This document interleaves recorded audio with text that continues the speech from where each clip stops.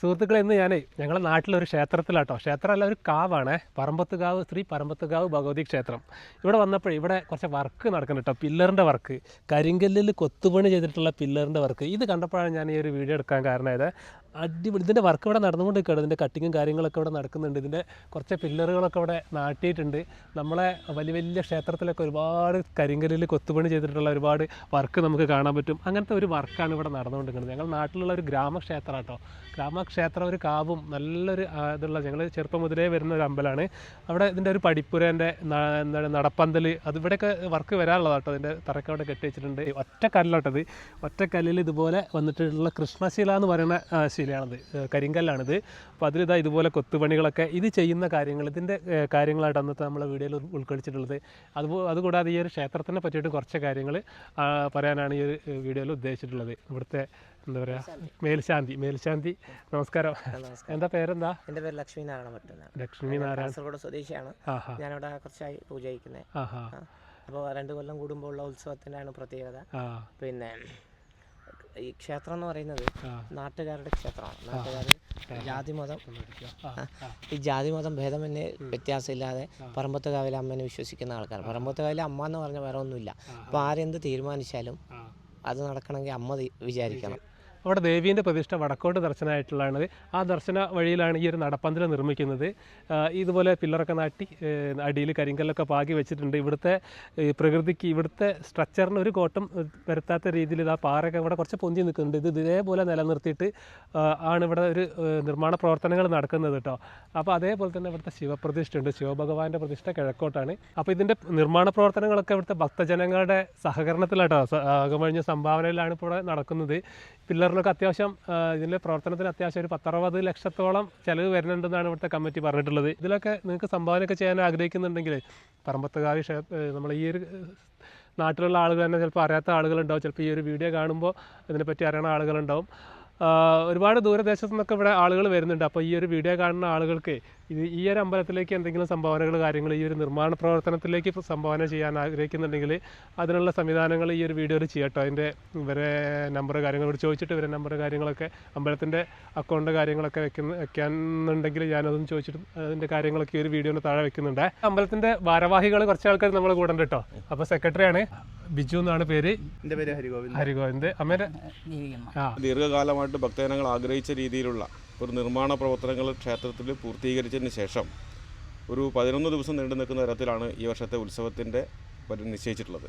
അതിനകത്ത് നവീകരണ കലശവും, അതായത് 1-ാം തീയതി മുതൽ ഏപ്രിൽ 1 മുതൽ 6-ാം തീയതി വരെ ബ്രഹ്മകലശവും, 6-ാം തീയതി കൊടിയേറ്റും, 7-ാം തീയതി മുതൽ ഉത്സവത്തിൻ്റെ ചടങ്ങുകളിലേക്ക് കടക്കുകയും 10-ാം തീയതിയാണ് നമ്മുടെ ഉത്സവത്തിൽ കളമ്പാട്ട്, കളമെഴുത്ത്, ദേവിയെ പുറത്തെഴുന്നള്ളിക്കൽ, കളമെഴുത്ത്, പാട്ട്, താലപ്പൊലി, അങ്ങനെ തിരുവഴിച്ചിൽ.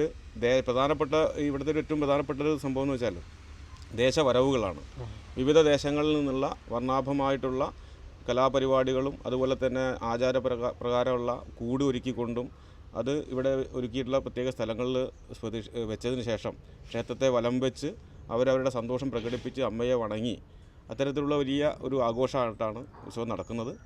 അത് ഈ ഏപ്രിൽ 10-നാണ്.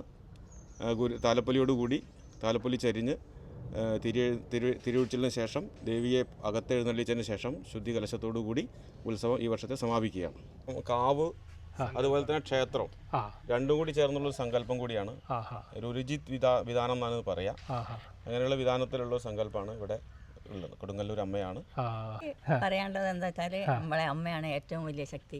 അമ്മ എന്നെ വിചാരിച്ചുമ്പോൾ എവിടെ നടന്നാലും എന്ത് ചെയ്താലും നമ്മൾക്ക് അമ്മ നമ്മളെ കൂടെ ഉണ്ട്. ഇവിടുത്തെ ഒരു നിർമ്മാണത്തിന്റെ പ്രത്യേകത പറഞ്ഞാല് സ്വയംഭൂ ആയതുകൊണ്ട് തന്നെ ഇവിടുത്തെ പ്രകൃതിക്ക് ഈ പാറയൊന്നും ഒരു പ്രവർത്തനം അതിൽ പറഞ്ഞാല് പൊട്ടിച്ചിട്ടോ അത് ഒന്ന് വേറെ രൂപത്തിലൊന്നും ആക്കാതെ അതിനോട് ഇണങ്ങിയ ഒരു പ്രവർത്തനമാണ് ചെയ്യാൻ പറ്റും. ക്ഷേത്രത്തിന്റെ തന്ത്രി പാതിരിശ്ശേരി ഇല്ലത്ത് ശ്രീകുമാരൻ നമ്പൂതിരിപ്പാടാണ്. അദ്ദേഹത്തിന്റെ നിർദ്ദേശപ്രകാരമാണ് നമ്മൾ എല്ലാ വർക്കും ചെയ്യണത്.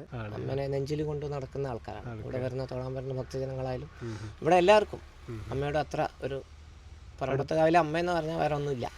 അങ്ങനത്തെ ഒരു ഭാരവാഹികളായാലും ക്ഷേത്രത്തിനോട് അങ്ങനെ ഒരു അടുപ്പമുള്ള ആൾക്കാർ. സ്വയംഭൂവാണ് ഈ അമ്പലത്തിൻ്റെ ഒരു ഏറ്റവും വലിയ ചൈതന്യം. ഈ സ്വയംഭൂവിനെ പറ്റി ചെറിയൊരു വാക്കുകളിലൂടെ എന്താണെന്നൊന്ന് പറഞ്ഞുതരാൻ പറ്റുമോ? സ്വയംഭൂ എന്ന് പറഞ്ഞാൽ പ്രതിഷ്ഠ ചെയ്യുന്നതല്ല എന്നുള്ളതാണ്.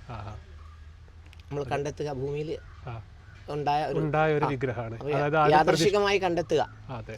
അപ്പോൾ ആരെങ്കിലും കാണും, ആ കണ്ടതാണ് ഇപ്പോൾ ജനങ്ങൾ ഏറ്റെടുത്ത്. അതായത് ഈ വിഗ്രഹം ഇവിടെ ഉണ്ടായതാണ്, അത് നമ്മളൊരു പ്രതിഷ്ഠ ചെയ്ത് വെച്ചതല്ല അല്ലേ? പറമ്പത്തമ്മ ആദ്യം ഇവിടെ ഉള്ളതാണ് അല്ലേ? ഏറ്റവും വർഷങ്ങളെ പഴക്കമുള്ള ജീവനക്കാരനാണ്. ഞാനിവിടുത്തെ ജീവനക്കാരനാണ്. ജീവനക്കാരനായിട്ട് എത്ര വർഷമായിട്ടുണ്ടാവും ഇപ്പൊ നിങ്ങളിവിടെ? ഒരു 55-ലേറെ ആയിട്ടുണ്ടാവും. 63 വയസ്സ് എനിക്ക് ആയിട്ടുണ്ട്. ഒരു 55 ചെറുപ്പം മുതലേ ഇവിടെയാണ് അല്ലേ? പിന്നെ ചെറുപ്പം മുതലേ അമ്മമ്മേന്റെ കൂടെയൊക്കെ വന്നിട്ട് ഞാനിവിടെ പിന്നെ അമ്മമ്മേന്റെ കയ്യും പിടിച്ച് ഇങ്ങനെ ഒരു പിന്നെ കഴിയുന്ന ഓരോരോ തൊഴിലുകൾ ചെയ്യും.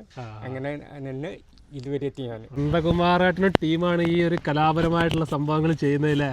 അപ്പൊ ഇതുപോലുള്ള നീളമുള്ള കല്ലുകളാണ് വരുന്നത് അല്ലേ? ഇതിങ്ങനെ ഇത് എവിടുന്നാ വരുന്നത് പറഞ്ഞ ശരിക്കും? ഇത് തമിഴ്നാട് മയിലാടി അവിടുന്ന് വരുന്ന കല്ലുകളാണ്. പ്ലെയിൻ ആയിട്ടുള്ള പീസ് വരും, സ്ക്വയർ ഫീറ്റ് കണക്കിൽ. അതിന്റെ അളവുകൾ കൊടുത്തു കഴിഞ്ഞാൽ പിന്നെ നമുക്കത് എന്താണോ പണിയേണ്ടതെന്ന് വെച്ച് കഴിഞ്ഞാൽ അതിന് കണക്കായിട്ടുള്ള അളവ് കൊടുക്കും. ഇതിപ്പോ കട്ട്ലയ്ക്ക് വേണ്ടിയിട്ടുള്ളതാണ്. ഇത് കട്ട്ലയ്ക്ക് അവിടെ നടയുടെ ഗോപുര കട്ട്ല, അതിന്റെ തറയുടെ പീസുകളാണ് ഇത്. ഇതൊക്കെ തറയുടെ പീസുകളാണ്. അപ്പൊ ആ ഗോപുരത്തിലേക്ക് വരുന്ന കട്ട്ലയാണ് ഇത്. ഒത്തിരി ലെങ്ത്തുള്ള കല്ലുകളൊക്കെ കിട്ടണമെന്നുണ്ടെങ്കിൽ അവിടെ നിന്ന് തമിഴ്നാട്ടിൽ നിന്ന് കിട്ടുള്ളൂ. നമ്മളെ സ്ഥലം എവിടെയാ പറഞ്ഞേ? ഞങ്ങളുടെ സ്ഥലം ഒറ്റപ്പാലം. ഇത് പാരമ്പര്യമായിട്ട് ചെയ്തു വരുന്ന കുടുംബമാണോ? പാരമ്പര്യമായിട്ട് ഞങ്ങൾ ചെയ്തു വരുന്നതാണ്. ആ കാണുന്നത് പില്ലറിന്റെ അടിയിൽ ഇതൊക്കെ അതിന്റെ പണി നടന്നുകൊണ്ടിരിക്കുകയാണ് അല്ലേ? ഇതിപ്പോ പില്ലറിന്റെ അത് അടിയിലും മുകളിലുമായിട്ട് ഫിറ്റ് ചെയ്യുന്നതാണ് ഈ സംഭവം അല്ലേ? ഈ സംഭവം ഇതിപ്പോ നമ്മൾ ആ പില്ലറിൽ കണ്ടല്ലോ. ഇതിപ്പോ ഒരു 4 പില്ലർ കൂടി നമുക്ക് എക്സ്ട്രാ ഇതിലേക്ക് വരുന്നത്, ഗോപുരത്തിലേക്ക് വരുന്നുണ്ട്. അപ്പൊ അതിലേക്കുള്ളതാണ് ഈ സംഭവം. ഇതിപ്പോ ഇങ്ങനെ ഇതിപ്പോ ഒരു സ്ക്വയർ പീസ് ആവുമല്ലോ, അത് ഇതുപോലെ വെട്ടിയെടുത്ത് ഇങ്ങനെ സൈസാക്കി മാറ്റണല്ലോ അല്ലേ? കുറച്ച് പണി വരുന്നുണ്ട് അല്ലേ? പണി വരുന്നുണ്ട്. ഇന്ന് പിന്നെ നമ്മൾ ഈ ഒരു മെഷീനൊക്കെ ഉപയോഗിച്ചിട്ട് ചെയ്യും.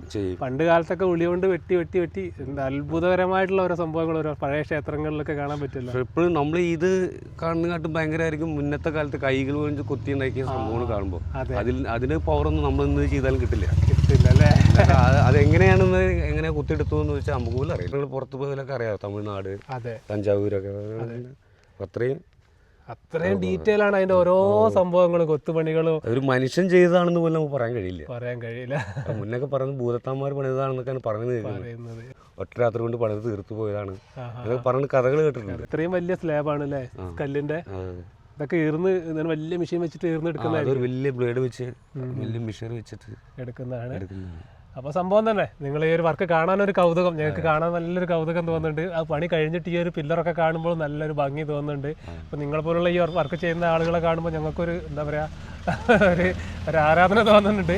അപ്പോൾ ഇതുപോലുള്ള വർക്കുകൾ ഇനിയും ഒരുപാട് നടത്താൻ കഴിയട്ടെ. ഇതുപോലുള്ള ഒരു ക്ഷേത്രങ്ങൾ നവീകരണ പ്രവർത്തനങ്ങളായിട്ട് മുന്നോട്ട് പോട്ടെ. വളരെ സന്തോഷം നിങ്ങൾ കാണാനും ഇത്തരം കാര്യങ്ങൾ പറഞ്ഞു തന്നതിലും വളരെ സന്തോഷം. ഓക്കെ, അടുത്തൊരു വീഡിയോയിൽ വരാം. ഓക്കെ.